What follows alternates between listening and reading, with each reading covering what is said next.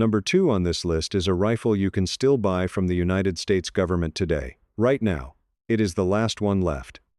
And number 1? Number 1 was built by a man who owned so much war surplus that he bought an island in the Hudson River and built a castle on it, just to have somewhere to put it all. Here is something most Americans have completely forgotten. For most of this country's history, when a war ended, the government did not destroy the guns.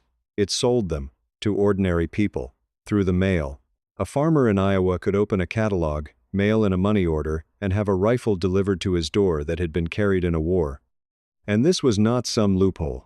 It was official government policy, signed by a president, and it ran for almost the entire 20th century. These are 10 guns America made for war and then sold to farmers. Let's count them down. Number 10.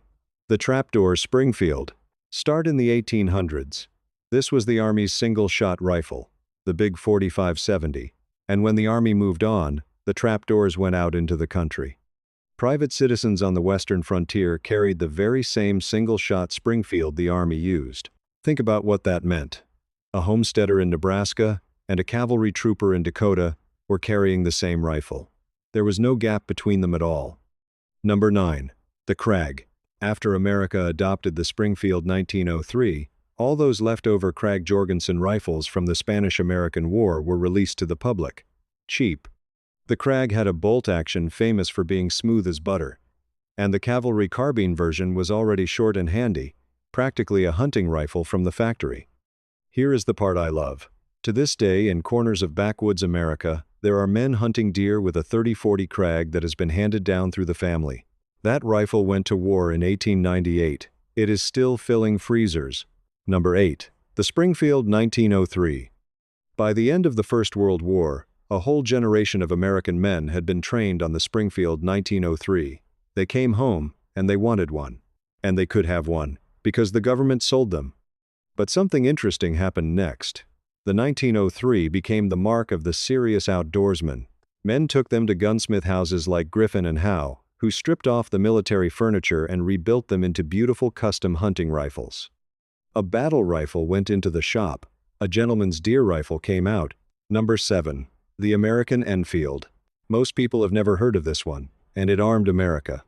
The M1917 was the rugged American cousin of a British design, and the United States actually made more of them than Springfields in the First World War.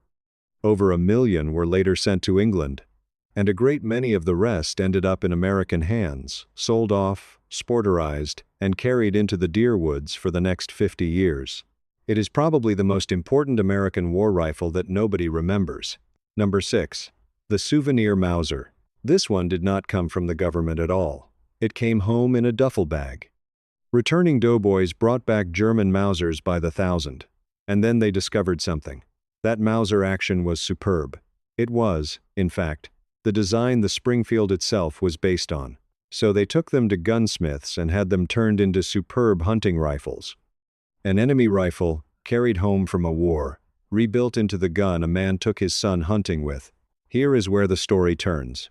Everything so far was leftovers, surplus that happened to be sold off after the shooting stopped.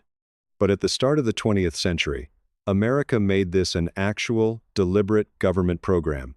And the reason why is not what most people assume. And before we get to that, one of these just made you think of a specific rifle, one with a military look to it. Something in a closet that never quite matched the other guns. Tell me in the comments what it was, and who brought it home.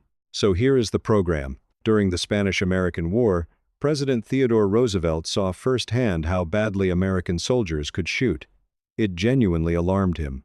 So in 1903, as part of the National Defense Act, he helped create the Office of the Director of Civilian Marksmanship.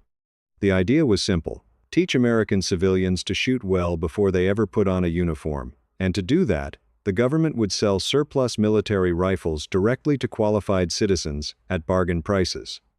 That office ran, essentially unchanged, from 1903 all the way to 1996. Number 5. The 1911 pistol. Now the prices start to hurt. Men who were around in the middle of the last century have shown off the government 45 pistols they bought for around $17 through the National Rifle Association. $17 for a 1911. Mailed to you. You already know what those are worth now. That is the part that makes grown men quiet. Number 4. The M1 carbine.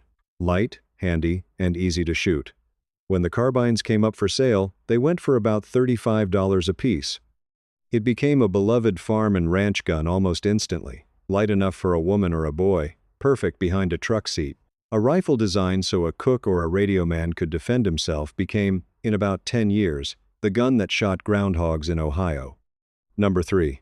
The 1903 A3. The Second World War version of the old Springfield, made in enormous numbers, and after the war it flooded out to the public through the same program. For a whole generation, this was how a working man got a genuinely accurate, well-made bolt-action rifle without paying a fortune for one. Cut the stock down, mount a scope. Suddenly a factory worker had a deer rifle as good as anything money could buy. Number 2. The M1 Garand. Here is the one that is still alive. The rifle patent called the greatest battle implement ever devised became, after the war, the crown jewel of the surplus program. And that program still exists. The old Director of Civilian Marksmanship was reorganized into the Civilian Marksmanship Program, and to this day, an eligible American citizen can still buy a genuine M1 Garand from that program. The near giveaway prices are long gone, of course. And here is the sober part. Those Garands are the program's cash cow, and there is a finite number of them left on the shelf. When the last one is sold, something that has run in this country since 1903 will be effectively over. Number 1. The Bannerman Special. And now the strangest story in American gun history. Francis Bannerman was a Scottish immigrant raised in Brooklyn. He was 10 years old when the Civil War took his father away, and he quit school and started buying government surplus at the Brooklyn Navy Yard. He got very, very good at it. Bannerman's became the world's largest buyer of surplus military equipment. Then the Spanish-American War ended, and Bannerman bought 90% of all the captured arms and equipment the government auctioned off. He even bought weapons directly from the Spanish government before it evacuated Cuba. And then he had a problem. New York City would not allow him to store live ammunition inside the city. So, in December of 1900, he bought an island in the Hudson River for $1,500, and on it, he built a Scottish castle to hold his guns. He put the words Bannerman's Island Arsenal right on the wall, facing the railroad, so that every passenger going up the Hudson would see it. The castle was the advertisement, and his mail-order catalog sold to anybody. Which brings us to the gun itself. By the 1930s, Bannerman's warehouses were full of loose parts: Mauser parts, Springfield parts, Enfield parts, Krag parts, trapdoor parts. So they simply started bolting them together into rifles and selling them. One documented example has a Remington Action, a 1917 bolt, a modified stock, a 1903 barrel, assorted Krag parts, and a rear sight off an 1884 trapdoor. 5 wars, in one rifle, sold by catalog to a farmer. They called them Bannerman Specials, and there is nothing else in American history quite like them. The castle burned in 1969. The ruins are still standing on that island today, and most people who drive past have no idea what they are looking at. So here is the truth about this whole list. There was a time in America when the line between an army rifle and a farm rifle barely existed at all. The gun that went up San Juan Hill came home and shot deer in Kentucky. The rifle from the trenches got a new stock and went into a truck. And the government did not just allow it. The government mailed it to you, on purpose, because it wanted you to know how to shoot. That world is almost gone now. One program is still running, and it is running out of rifles. And somewhere out there, in a closet, there is a gun with a military stock and a hunting scope on it, and nobody in the family remembers where it came from. If your family has one of these, tell me what it is in the comments. And if you want more of the things America grew up with, stay with us. There are plenty more where these came from.